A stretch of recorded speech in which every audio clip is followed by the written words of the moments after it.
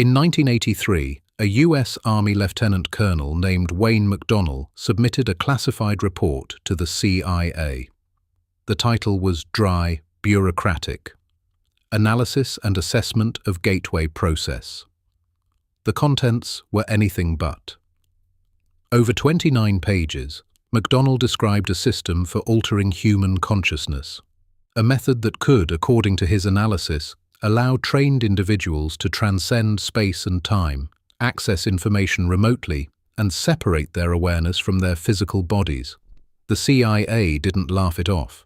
They'd been funding this research for years. The document sat classified for 2 decades. When it was finally released through a Freedom of Information request, one page was missing. Page 25. The Internet noticed. Theories proliferated. In 2021, the CIA quietly released the missing page. And suddenly, millions of people were reading a government document that discussed the holographic nature of reality, the ability of consciousness to transcend physical boundaries, and step-by-step protocols for leaving your body. Let's be clear about what we're dealing with here. The CIA investigating something doesn't prove that thing is real. Intelligence agencies investigate everything, including things that turn out to be nonsense.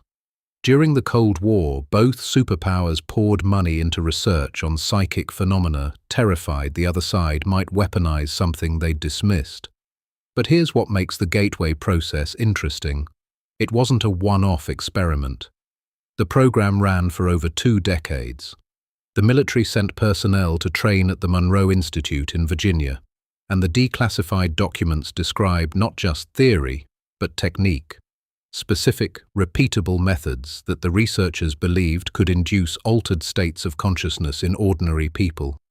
Whether you believe consciousness can actually leave the body, or whether these experiences are elaborate constructions of the brain, the fact remains: the US government spent 20 years and $20 million studying how to make them happen.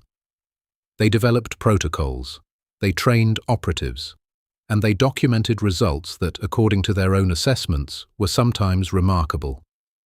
This video will explore what they found, what the science actually says, and how to attempt the experience yourself. But first, we need to understand the man who started it all. Robert Monroe was a radio broadcasting executive, successful, practical, about as far from a mystic as you could imagine. In 1958, something happened that would change his life and eventually influence the US intelligence community. He began having spontaneous out-of-body experiences. It started with vibrations, a strange buzzing sensation that would sweep through his body as he lay in bed. Then, without warning, he found himself floating above his physical form, looking down at his own sleeping body. Monroe was terrified. He thought he was dying, or losing his mind. He consulted doctors, psychologists, anyone who might explain what was happening. No one could. Eventually, he stopped fighting it. He started documenting his experiences instead, and he discovered that with practice, he could induce these states deliberately. In 1971, he published Journeys Out of the Body, the book that would introduce the term out-of-body experience to popular culture. It sold over 1 million copies. But Monroe wanted more than anecdotes. He wanted to understand the mechanism. He founded the Monroe Institute in Virginia and began researching audio technology that could alter brain states. The result was hemi-sync, short for hemispheric synchronization. The principle is straightforward. When you play 2 slightly different frequencies into each ear, say 200 Hz in the left and 204 Hz in the right, the brain perceives a third frequency, the difference between them. In this case, 4 Hz, a frequency in the theta wave range associated with deep meditation and the threshold between waking and sleep. Monroe's insight was that specific frequency combinations could guide the brain into specific states. He mapped these states and gave them names. Focus 10, the state of mind awake, body asleep. Focus 12, expanded awareness. Focus 15, The State of No Time and Beyond. By the late 1970s, the Monroe Institute had attracted an unusual clientele: military officers, intelligence personnel, people whose interest wasn't spiritual development, but operational application. In 1978, the US Army began sending personnel to Monroe's facility. They wanted to know if his techniques could be used for intelligence gathering, if trained operatives could perceive distant locations without physically being there.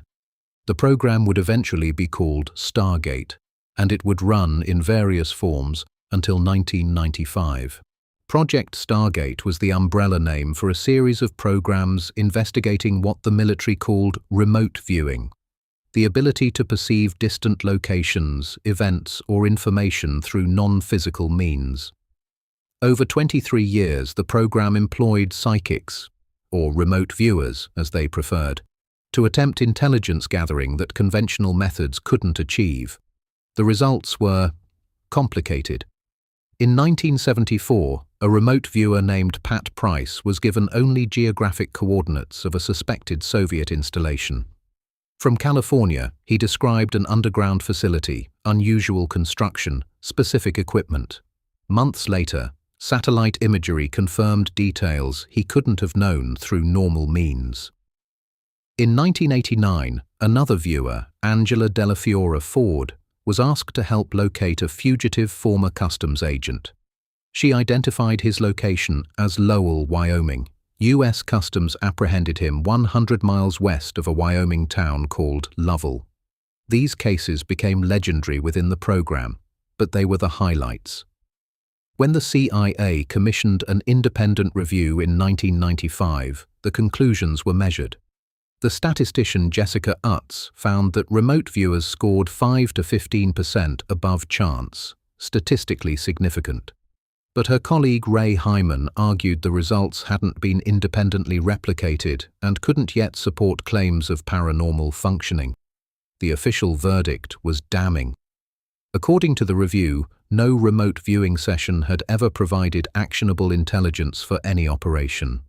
The program was terminated. But here's the nuance that often gets lost.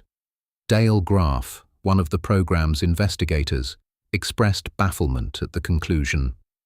In his experience, the program had produced genuine successes. But the military and intelligence authorities had never really taken it seriously enough to act on Stargate data alone.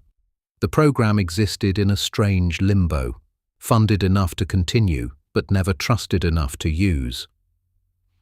What remains in the declassified documents is a detailed record of techniques, the gateway process, Monroe's focus levels, specific protocols for entering altered states and attempting to perceive beyond the body. The government may have concluded the results weren't operationally useful, but they never concluded the experiences weren't real. And that brings us to the science. What does neuroscience actually tell us about out-of-body experiences? Out-of-body experiences are not rare. Surveys suggest somewhere between 10 and 20% of the population has had at least one. They occur spontaneously during sleep, during trauma, during surgery, during meditation. They've been reported across every culture throughout recorded history. And neuroscience is starting to understand why. The key brain region is the temporoparietal junction, the TPJ, where the temporal and parietal lobes meet. This area integrates sensory information to create your sense of being located in a body. In 2002, Swiss neuroscientist Olaf Blanke was treating a patient with epilepsy. When he stimulated a specific point in her TPJ, she immediately reported floating above her body and looking down at herself. It was reproducible. Every time he stimulated that area, she left her body. This suggests that out-of-body experiences aren't supernatural. They're what happens when the brain's body mapping system glitches.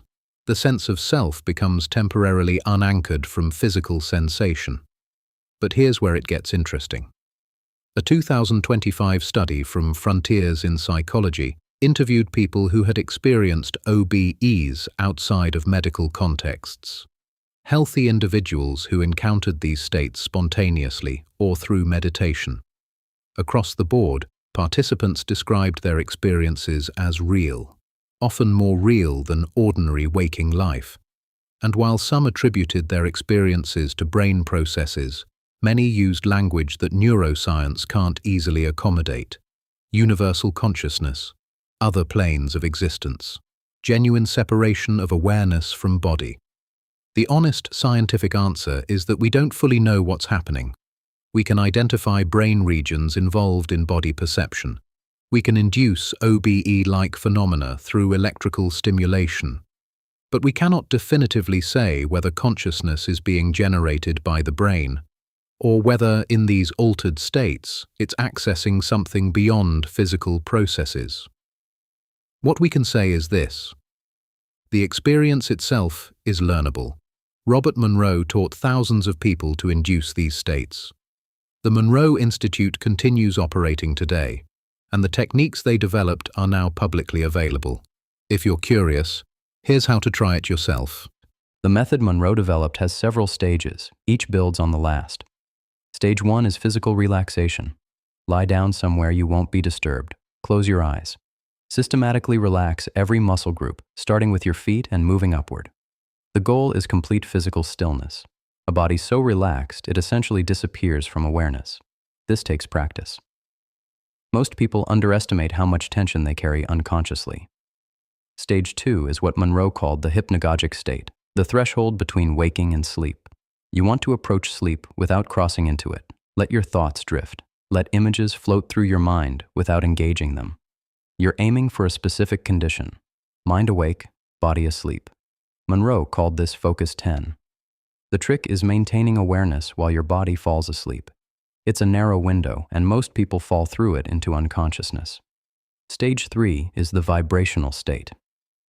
Many practitioners report a distinct sensation, a buzzing or tingling that sweeps through the body, sometimes accompanied by sounds like rushing wind or electrical crackling. This is widely considered the precursor to separation. Don't fear it.